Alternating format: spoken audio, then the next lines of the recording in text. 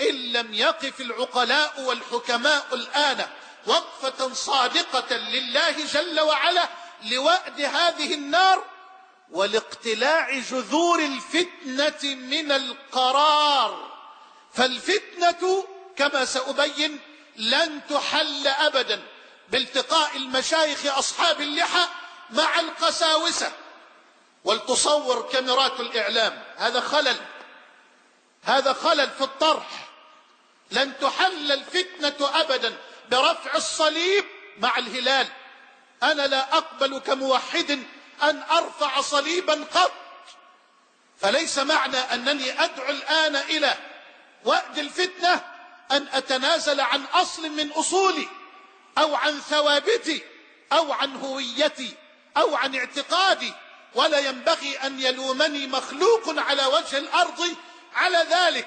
لكن تعالوا أيها العقلاء، تعالوا أيها المنصفون، لنقتلع جذور الفتنة من أساسها إن أردتم الحل وأردتم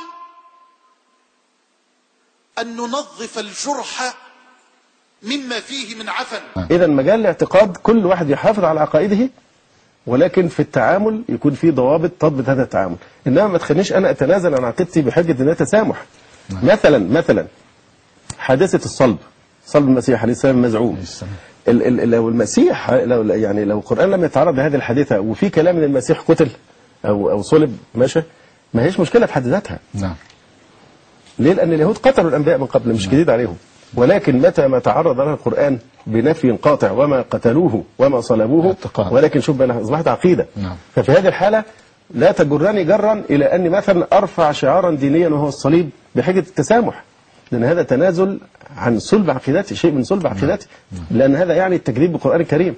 ولذلك نظرا لهذا المعنى المنظمة الصحة العالمية من كام سنة بدأت تناقش فكرة احنا هنلغي الصليب الأحمر لأنه ده شارة دينية، ولا يليق بالأمم المتحدة أن تتمسك بشارة دينية.